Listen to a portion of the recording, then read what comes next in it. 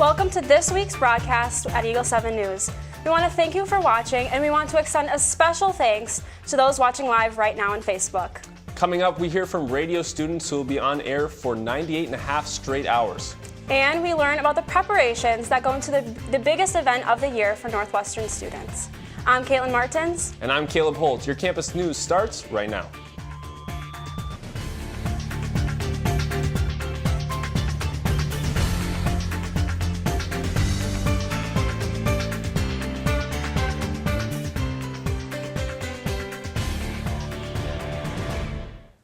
This week is a big week for Northwestern music and vocal performance students. The most attended event of the year in Knight Hall is Christmas at Northwestern.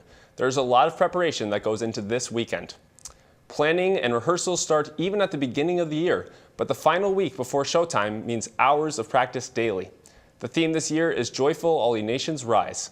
Almost 300 students from the Northwestern Choir, Orchestra, Symphonic Band, Women's Chorale, and Varsity Men's Chorus come together to put on a meaningful night of worship. With all the different groups involved, lots of time has gone into this weekend's concerts. Concerts are this Friday and Saturday night, along with a Sunday afternoon performance. Shows are usually sold out, so now is your final chance to grab some tickets from the ticket office. You won't want to miss this year's Christmas celebration. Good luck to all the students and everyone involved. Every year, radio workshop students take part in quite the feat. That's right. Every year around this time, they go on air for 98 and a half straight hours. Can you imagine if we did that here? Oh no, definitely not.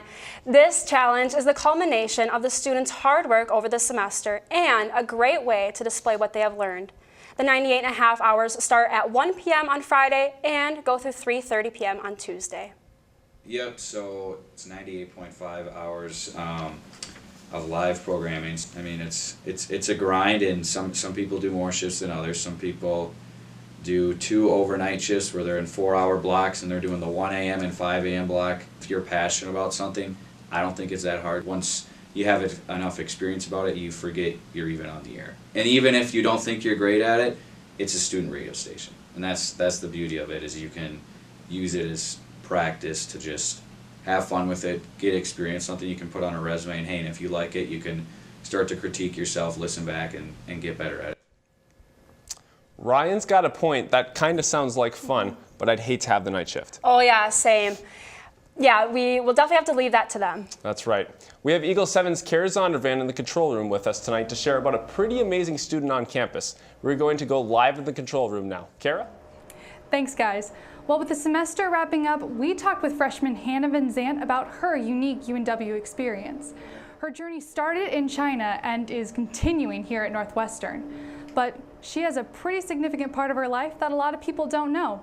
She was born without hearing. I was born in Hangzhou, China.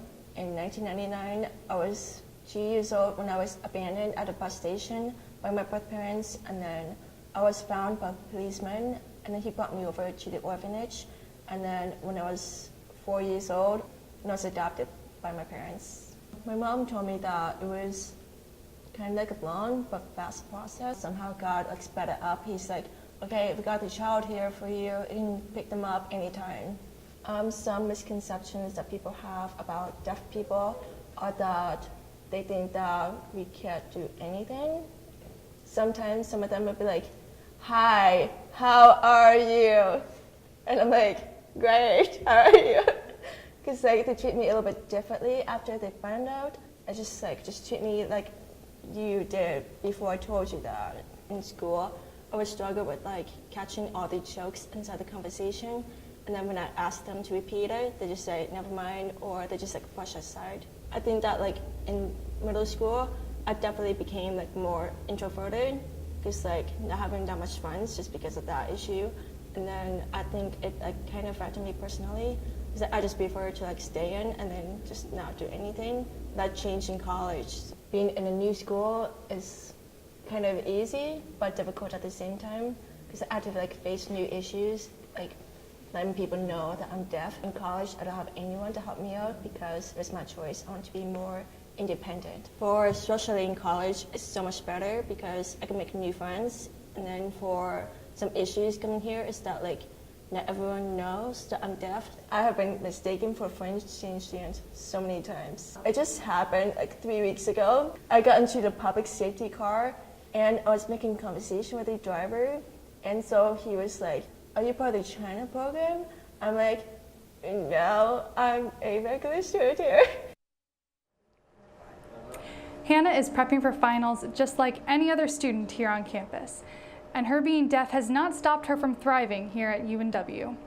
It was a special opportunity to be able to sit down with her and hear her story. Back to the studio with you guys. Thanks, Kara. Ryan, we've been talking about how this time of the year is pretty busy for most students. Yeah, it definitely is, guys. But you know, there are a group of Northwestern students who have been creative and they found a way to take a break from all this busyness and find an unusual way to have some fellowship with each other. And Caleb, I know you're a big basketball fan, so I think this is something you might want to get your hands on. Eagle 7's Anderson Bazile Jr. has the story.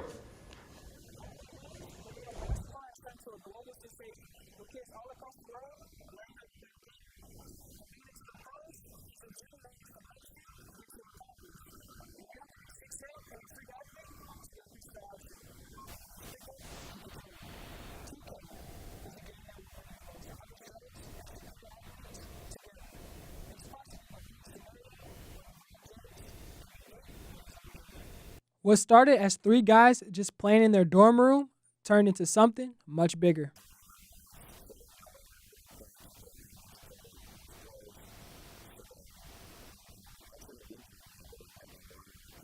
Last year, the 2K League started with 12 teams, and now in year 2, nearly every franchise is controlled by a Northwestern student. Thanks to Snapchat, this league is a well-oiled machine.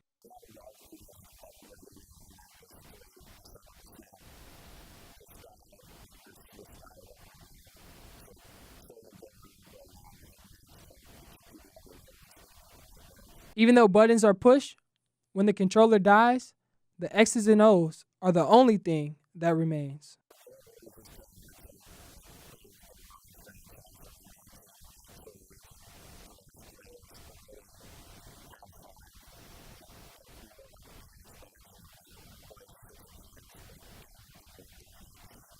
For Eagle 7 News, I'm Anderson Bazile Jr. Let's go! We wish all of the league competitors the best of luck for the rest of the season. Last night at the Erickson Center, Northwestern Hoops kicked off UMAC conference play as they took on the Bethany Lutheran College Vikings. The men's squad was seeking some revenge from their loss to the Vikings in last year's UMAC title game, while the women's squad was looking to break a 4-game losing streak. In the first matchup, the Lady Eagles found themselves in a tight one through 3 quarters before Bethany's sharp 3-point shooting allowed them to pull away in the final frame as Northwestern fell 74-53. Junior Rio Landers led the way with 13 points. The men were locked in a nail-biter at halftime before breaking it open in the final 20, shooting an impressive 58% from the field in the second half to coast to a comfortable 86-72 win. Junior Tanner Yumberg led the way with 20 points to go along with 8 rebounds and 5 assists. The Eagles are going to be back in action Saturday afternoon, hosting the North Central University Rams. The women will tip off at 3, and then the men are going to follow at 4:45. That's it for sports this week. Emily, I know we've had some snow flurries this week, but can we also expect some sun? Yes, Ryan. Well, although we can't expect any more of that wet, heavy snow that is so perfect for building snowmen, as we have seen scattered around campus, we can expect some sun, which can be hard to come by in the month of December.